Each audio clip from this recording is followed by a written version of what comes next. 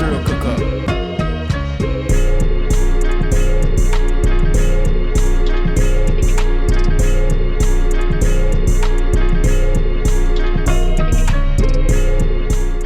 Hey y'all, What's going on? welcome back to another episode of Be fucking for real. If you don't, because if you can be anything. Yo, be fucking for real. My bad. I mean, I feel like I be iffy on the introductions because I don't know who's watching and if this is your first time.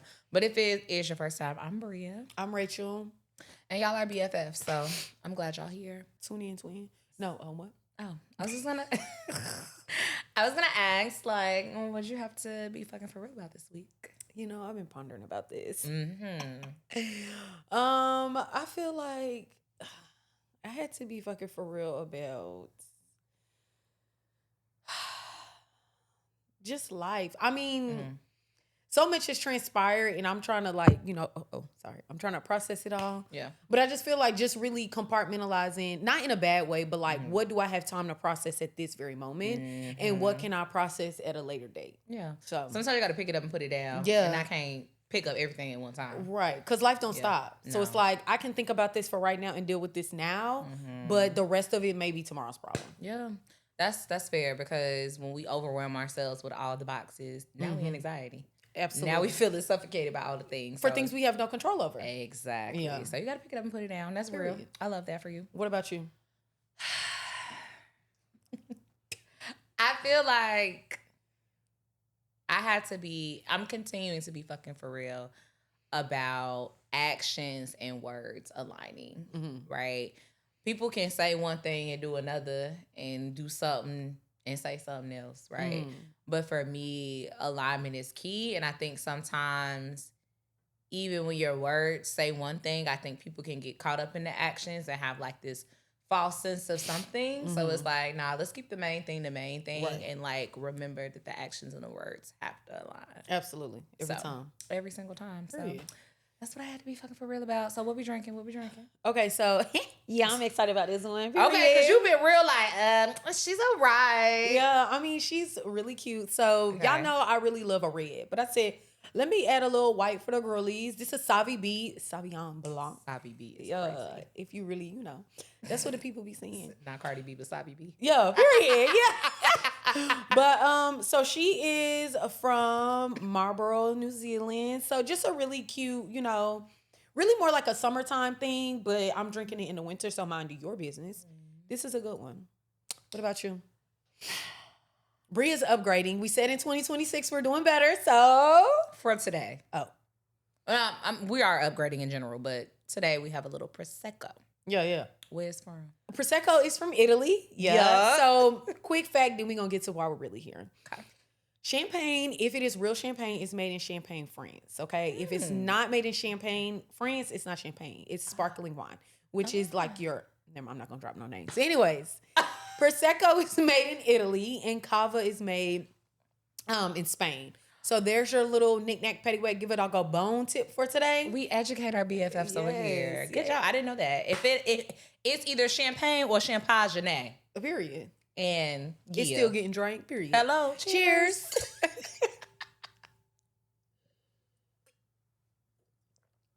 Oh, yeah.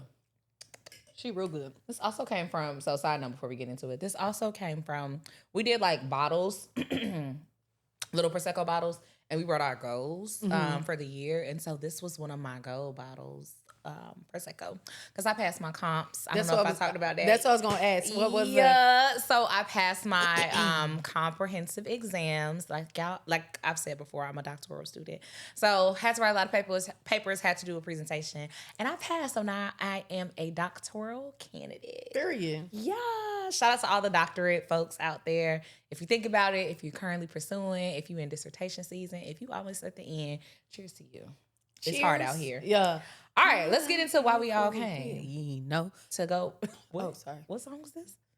Hard out here for a bit. You trying to get this money for the doctorates. Okay. Anyway, let's go ahead and pull these English jigs. Yeah. So I'm doing the pulling? Sure. All right. Let me shake this up. Shake it like a salt shaker. So this one fell out the jar. All right.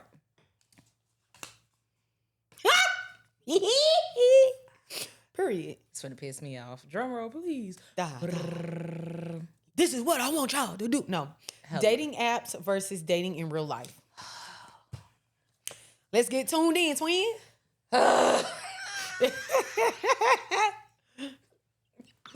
You want me to go first? You want to go first? I'm sorry. Because I will take up the full 25. Child, I took up one. So, I mean, whatever. Are we talking about just our experience on? Yeah, and like, what would you say? So we'll talk about the experience, and then we could say like, what would be your pros or cons of dating apps if you have any, either or? Okay. And are you currently on dating apps? And if you're not, would you get back on them in the future? Okay. So that was a lot to unpack. It was a lot. Okay, Yeah. so I have a love-hate relationship with dating apps. Okay. I think for a long time, dating apps were something to do. Like, I was bored, and I was just like, okay, like, ooh, swipe, he cute, ooh, da-da-da. Like, but it gets very overwhelming for me, and I also think it depends on which app you're on. So, like, Facebook dating, it's like, it's free for all. Like, Yeah. you can talk to as many people you want, swipe as many times you want. Niggas like, in jail be on Facebook dating. Like, let's speak here.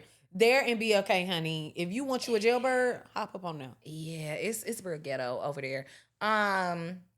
But like Hinge is a little more like upper echelon, to the degree of like there are more parameters, and I didn't appreciate it in the past, but like my recent experience, I appreciate it a little more because I did realize like I get really overwhelmed really quick. So it's like, actually, you only get about 10 swipes a day. Yeah. Actually, you only get to talk to 8 people because why are you trying to talk to 20 at one time, talk about the same shit? And you know you can't do that. And you know you can't handle it. Yeah. So I do appreciate that. Am I currently on the dating apps? No. I recently deleted it about a couple weeks ago because it's just a real on and off thing. Like sometimes I'm like, I'm messing with it, and then I'm not. Yeah. I think this recent go around, it wasn't from a place of boredom. It was like, let me just dip my toe and see what I come out with. Like, it's like dating apps be like fishing. Yeah. It's like, who I'm a hook, line, and sink. And like, is the fish like a big fish or is it gonna be a little fish? And like, is you gonna be my salmon for later, or like I'm gonna just throw you back and you be a goldfish that's in my fish tank? Yeah. Anyway, so I mean, I think they're beneficial in the sense of like this is a concentrated space where we at least are in somewhat of a space doing the same thing. Like the intention may be different, like casual dating versus, dating in real life. And I mean, I think that could be not dating in real life. Casual dating versus being more intentional. I think that can be similar on the outside world, but like you're trying to date in some capacity here. So I think it can be beneficial. I think, of course, like your catfishing and your all the things is like a con, but I think the apps try to do a really good job of like filtering for you so you won't have to deal with some of those things. Yeah, I think I'm gonna pause there for my experience. What about you?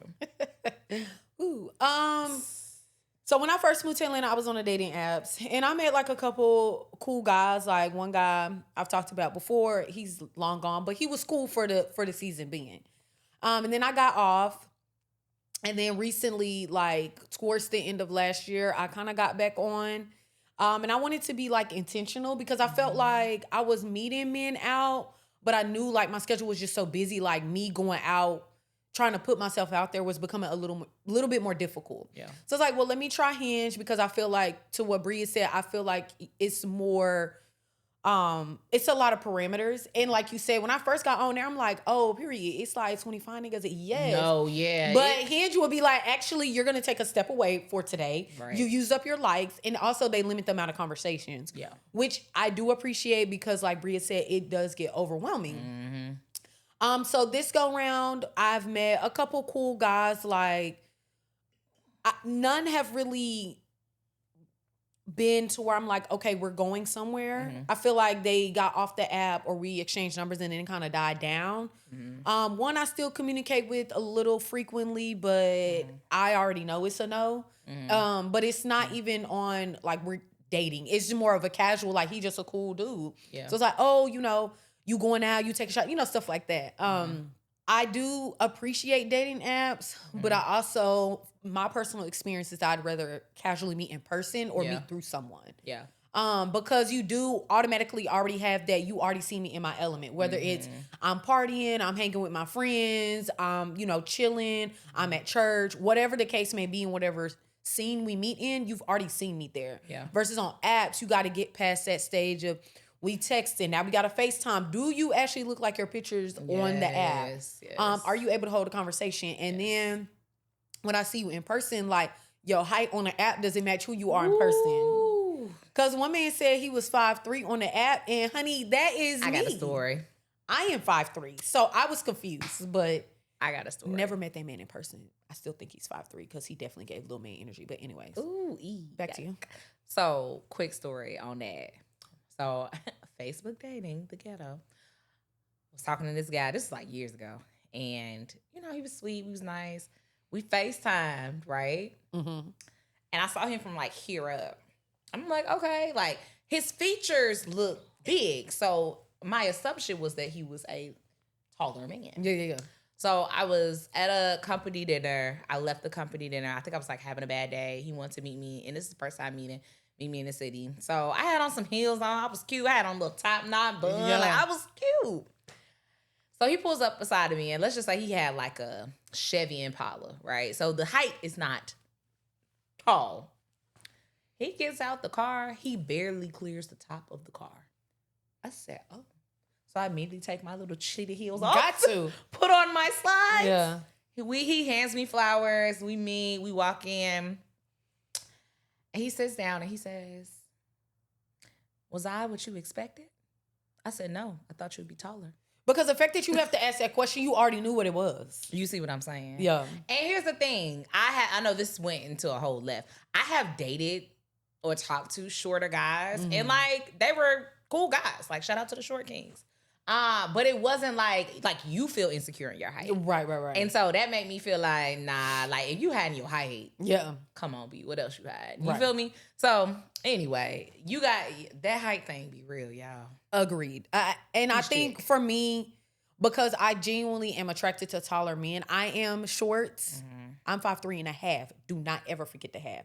But I typically like taller men. But again, like you said, I've dated men that are maybe like 2 inches taller than me, or even, 3 or 4. Hell, I had 1 inch. Yeah, that's crazy. You barely clearing my forehead. That's insane. But that's another story. Go ahead.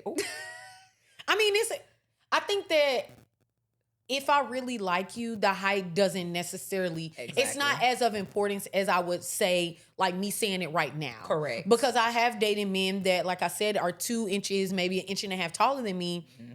But it very much gave big dog. Listen, baby. I don't need a little pup. I need a big dog. Yeah. And it definitely gave big dog. And then I've also dated men that are 6 feet and above, and it gave little chihuahua. Yeah. Perf. Meow. You know what I mean? Mm-hmm. So I can definitely see that. I think that, again, dating in real life, I feel like there's just already that level of I already know what you look like. Yeah. And I already know how you are in this certain scene. So we have a basis because we have some type of similarity because we were at the same place at the same time. Absolutely. That we can build off of versus on dating apps, you are starting from scratch. One. And two, one thing about me, I hate small conversation. Like, I hate small talk. Yes. So how was your day? Good morning. What you eating? Yeah, how was work? Like, I want to know how many times your daddy whipped your ass and you cried. Like, let's get to it. But it's like, when you're on a dating app having 5 different conversations, you can't just start off with that. Yeah. You exchange pleasantries at first to even see, is there a conversation even worth continuing on? You know what? Me personally, I'm similar. Like, I like depth in conversations, but I also go off the vibe of the guy. Like, what you bring? Like, I don't want to carry. Like, unless like I feel like I want to carry. Right. But like, what energy are you meeting? And I'm gonna meet you with that same energy because I'm not over here acting like Santa Claus, lugging the whole load of this conversation, and you out here being dry. Right. And I also don't want to feel like if I'm talking to you, like it's an interview. Like, I want the conversation to flow naturally, and we just kind of ask questions back and forth. Like, I had one guy, he was like, well, what do you want to know about me? And I'm like, mind you, we had only exchanged a couple messages.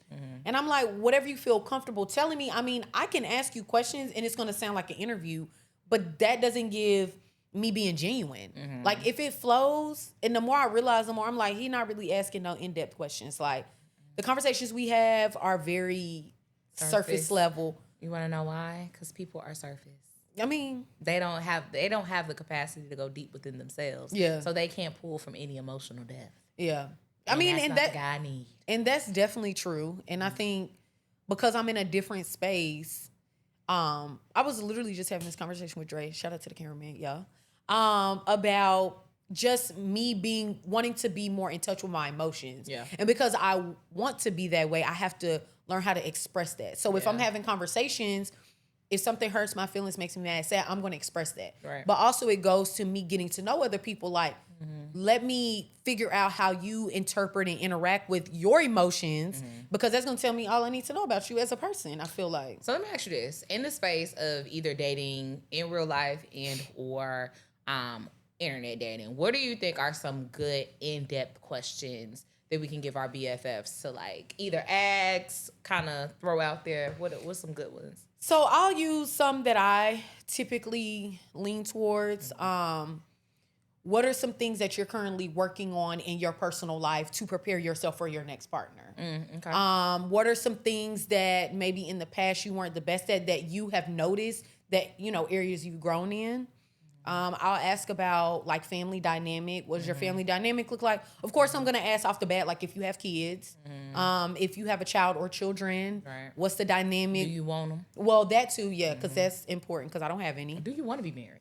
Do you want to be married? What does dating look like for you?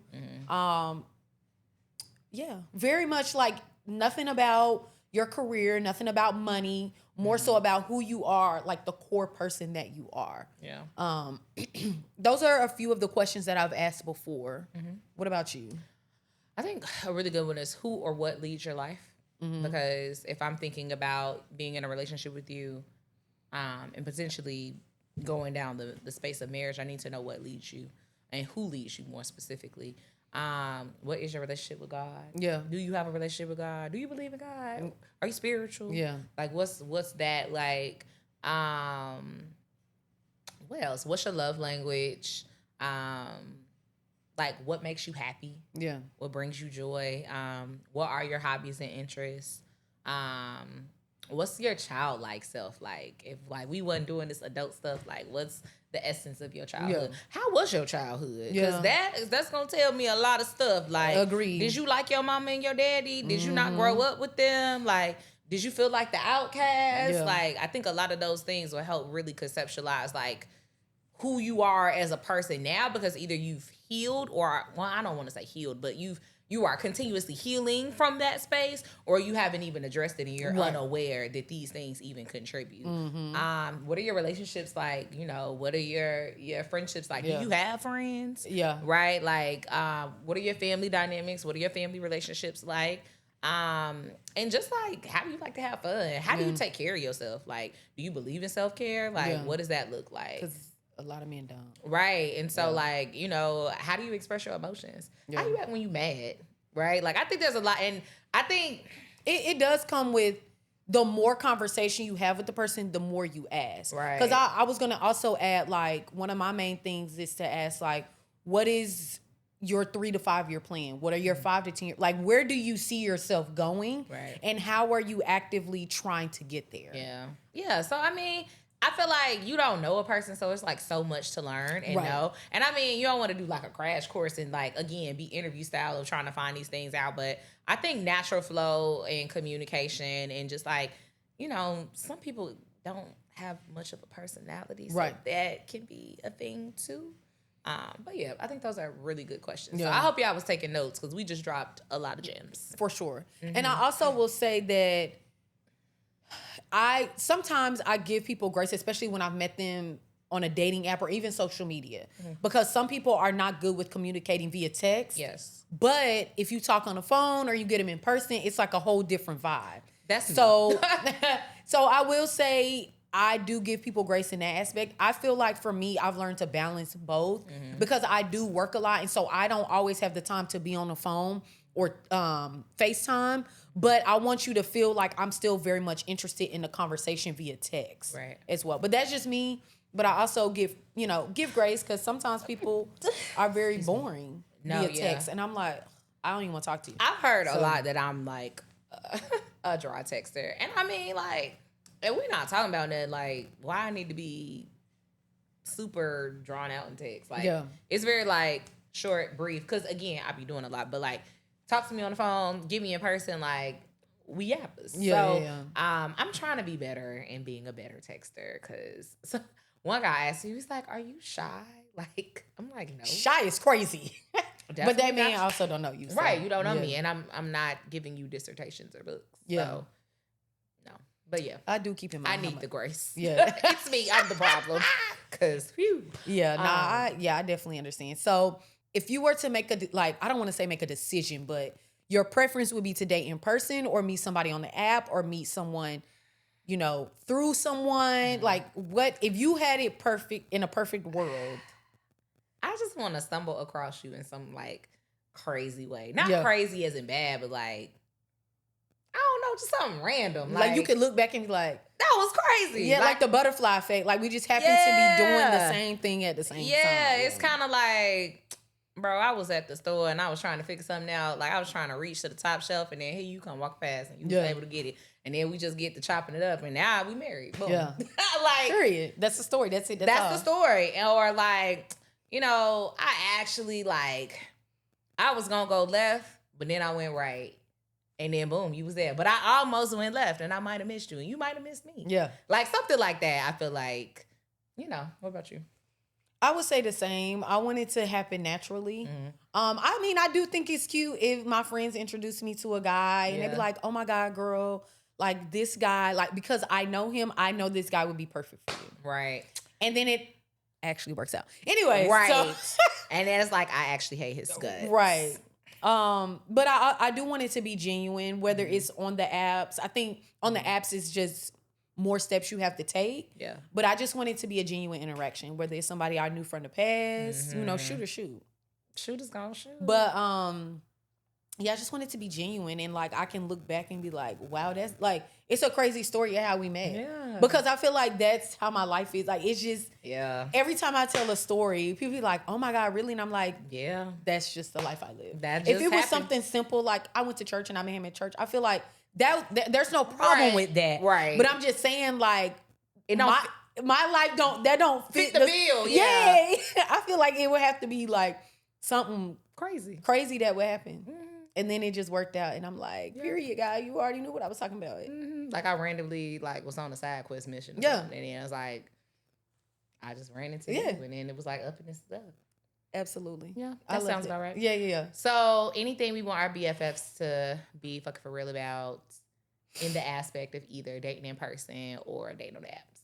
I would say whether you decide to get on the dating apps or date in real person, like, be open to the possibility. I think that dating on apps is a little harder. But I don't think that it's impossible. Because I know people who have met on dating apps and they've gotten married, they got kids, all the things. So I know it can happen, but that may not be the story that the Lord has for me or you. Right. But if you try it, you don't like it, at least you said you tried it. But don't look down on people because their dating experience doesn't look like yours. Yeah. And I feel like a lot of people down people for dating on dating apps. It's like, it's hard out here actually. Yeah. You don't just stumble upon men that actually want to date. Like, you know what I'm saying? So I would say use the dating apps with a little more fidelity. Yeah. Because I think, and I was guilty of it, like you just be on there just because you bored. And I feel like that's not a real reason to be on there. Even if you're casually dating, I feel like, just do whatever type of dating you're doing with intention. Right. Agreed. And I mean, I feel like it also keeps things peaceful. It keeps you at peace. You're not leading nobody on. Now people's feelings are hurt, like all the things. So like, just be fucking for real about being fucking for real. Amen. End of story. And on that note, if you can be anything, be fucking for real. Be fucking for real. Bye, y'all. I